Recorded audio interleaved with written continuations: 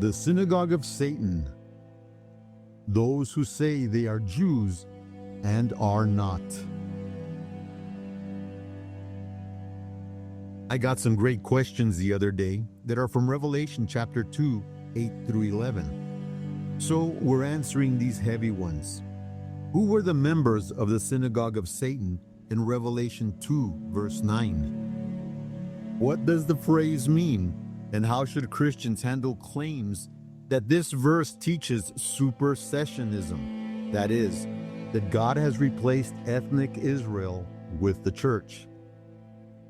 I'll also say a word about why some read the Smyrna letter as an archetype, a representation and symbol for persecuted churches across history. Let's get right to it.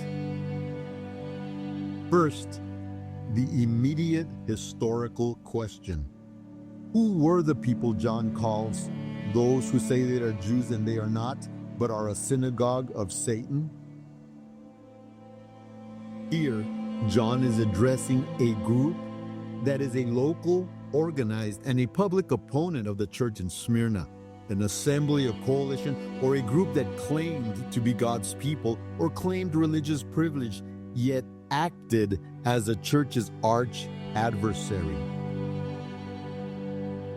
Epigraphic evidence from Smyrna, that is, inscriptions showing synagogue officers and Jewish civic benefactors, for example, as we see here, the Rufina inscription, demonstrates a visible, organized Jewish presence that could plausibly have opposed Christians. Practically, scholars propose several plausible candidates for who the Synagogue of Satan was and its participants. And they are not mutually exclusive. They can be part of several of these groups at the same time. So here we go. It could have been a local Jewish synagogue or leaders. The martyr account of Polycarp, which probably happened about 60 years after this letter was written, preserves a Jewish tradition that Jews joined Gentiles in the crowd opposing the church.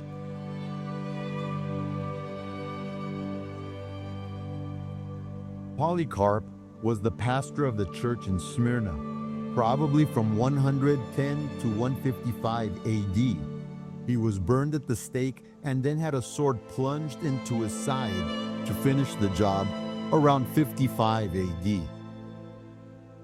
So a literal synagogue is a historically plausible referent. It could have been Jews that were violently opposed to the church because it affected their status or profits. Some scholars believe the phrase, those who say they are Jews and are not, refers to a group that claimed to be Jewish, but were not truly faithful to the God of Israel. In other words, they were a kind of pseudo-Jewish or Judaizing faction. People who identified themselves as Jews or emphasized Jewish rituals and traditions, but did not live a genuine covenant loyalty. Scholar David Frankfurter explains that John's wording here is not an ethnic statement against all Jews, but a polemic, a sharp criticism against those who only claimed Jewish identity without living faithfully according to its true meaning. That's why John adds the phrase, and are not, to stress that their claim to Jewishness was, in his eyes, false or superficial.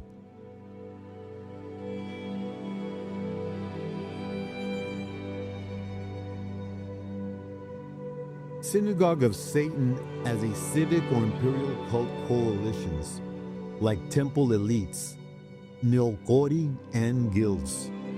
Some scholars emphasize the imperial cult and commercial environment in Asia Minor. Smyrna was a neokoros city. Neo, which means temple, it comes from the root to mean temple, not the root that means new. And koros, which means to keep or maintain.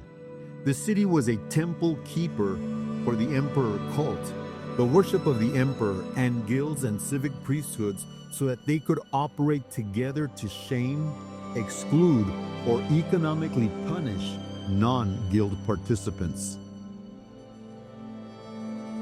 To say that Smyrna was a neokoros city means that it was officially recognized as a guardian or caretaker of a temple dedicated to the Roman emperor, a high civic honor in the Roman world. In simple terms, neokoros meant Smyrna had the privilege of maintaining an imperial temple for emperor worship. This brought great prestige, wealth, and favor from Rome. But it also created tension for Christians in Smyrna who refused to worship the emperor. Their loyalty to Christ alone made them stand out in a city proud of its Roman devotion. This was why Polycarp was martyred. He would not say, "Caesar is Lord." John's cultic language in the letter of Smyrna, this is a type of language that paints pictures of worship of other gods or of God himself, often maps onto these institutions. Synagogue can function metaphorically for an organized pagan coalition, such as special guilds of workers. They had guilds for basket fishermen, silversmiths, leather tanners, and much more. Not only did these guilds function as a means of protecting the workers, much like unions of modern times, but also had religious functions as well. Some guilds were tied to local religious groups that worshipped gods, the emperor, or healing deities. They held festivals, performed rituals, and shared ceremonial meals together. So being a member usually meant taking part in these religious activities. Being part of a guild gave people social standing, business connections, and sometimes even legal rights or protections. In a city like Smyrna, that was known for its emperor worship and public ceremonies, meant these guilds played a big role in civic life. But Christians who refused to take part in the pagan rituals tied to these guilds often paid a high price. They could lose their jobs, customers, and income because they wouldn't join the guild's religious and social activities. So when John in Revelation talks about the Synagogue of Satan, he may be referring to this kind of mixed group, a coalition of religious and civic leaders united against Christians. They weren't all Jews or all pagans, but together they opposed the growing Christian community because believers refused to take part in emperor worship or the city's religious festivals. So, which one is it? The best explanation is that John is describing a group or assembly acting as God's enemy. Whether that was an actual Jewish synagogue, people pretending to be Jews, a pagan civic group, or a mixture of all of these three. The language John uses was polemical, meaning it's meant to challenge, confront, or expose falsehood through strong, often symbolic words. Revelation uses inverted titles, turning normally positive names upside down to make a point.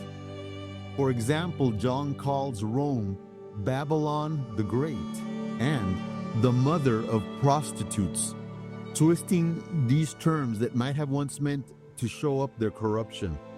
For example, Babylon the Great, it was not really great. And to call it the mother of prostitutes takes the concept of mother and turns it on its head, connecting it with prostitutes. In the same way, the phrase Synagogue of Satan is an inverted use of the word synagogue, which usually means the assembly of God's people. John flips its meaning to describe a false or counterfeit assembly, a group that claims to serve God, but actually works against Him. The big theological question. Does this verse teach supersessionism?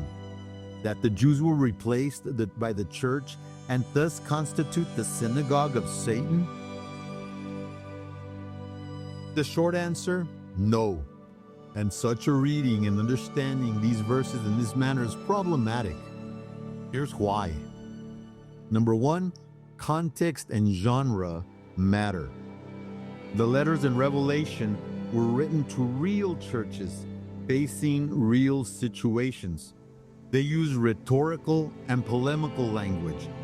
That is, vivid and confrontational words meant to correct and encourage or expose wrongdoing. In the case of Smyrna, John was speaking to believers who were facing slander, economic hardship, and maybe even legal trouble because of their faith.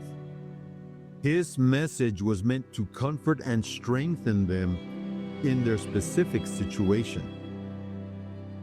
So, it's a mistake to take this local message, John's strong words about the Synagogue of Satan, and turn it into a broad theological claim about God rejecting the Jewish people or replacing them with the church. John wasn't making a statement about all of Israel or about God's covenant plan through history. He was addressing a specific conflict in Smyrna between faithful Christians and their local opponents. Number two, textual nuance. When John says, those who say they are Jews and are not, he's not making a blanket statement about all Jewish people. Instead, he's challenging a specific group's claim to represent God's people. This is a polemic about authenticity and behavior. John is saying that their actions show that they are not truly faithful to God, even though they claim to be. Many scholars agree that this verse is not teaching that God has permanently rejected ethnic Israel. Rather, it's a rebuke of certain individuals in Smyrna whose hostility towards Christians revealed that they were not living as true followers of God's covenant. Number three, the theological view of classic dispensational readers.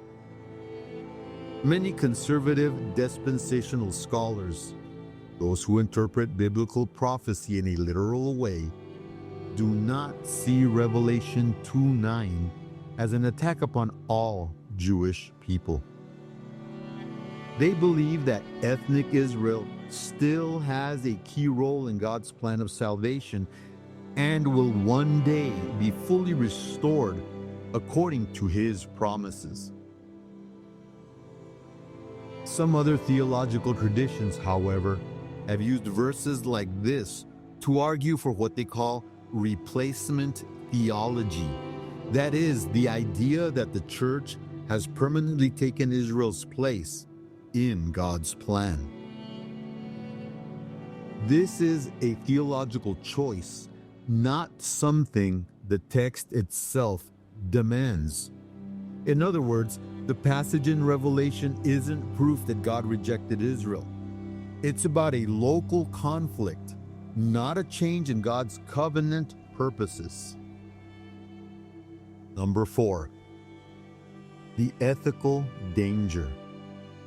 History has shown that taking a strong language of revelation and turning it into hatred toward the Jewish people has led to terrible consequences, including anti-Semitism.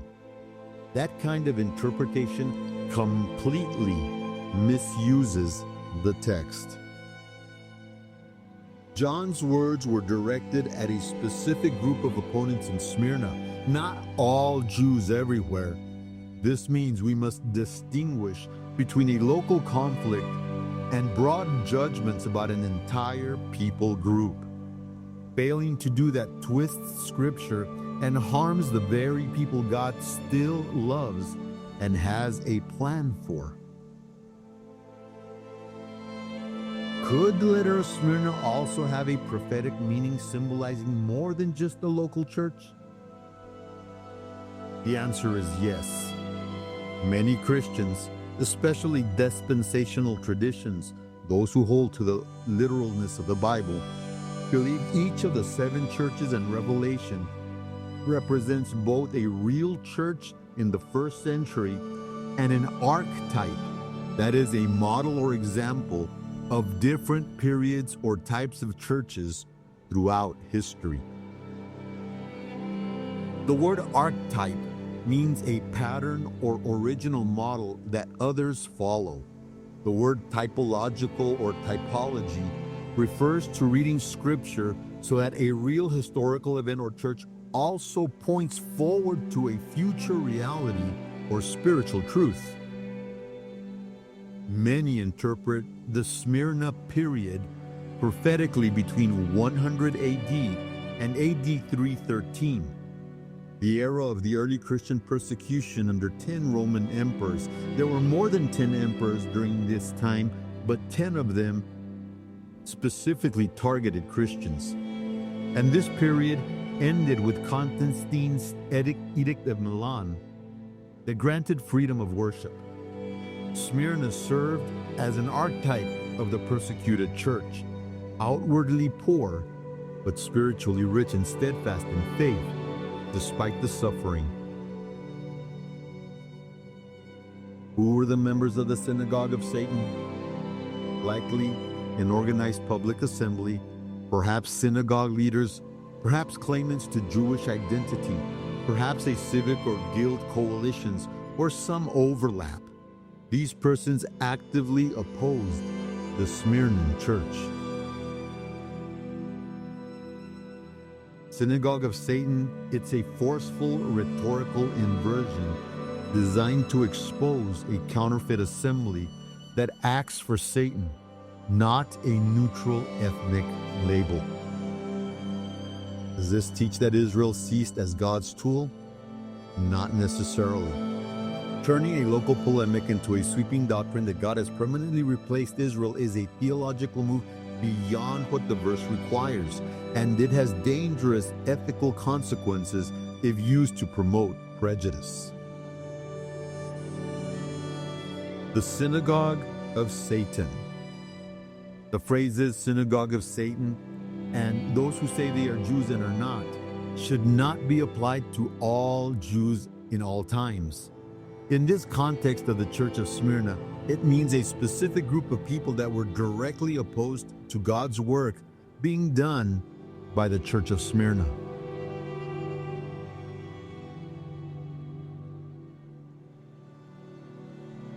In a broader prophetic sense, that is applying it to the years 100 AD to 313 AD, this phrase would mean, and it was a historical fact, that guilds, imperial and civic authorities, imperial temple worshiping, and mixed coalitions continued to bring about this pressure through the empire.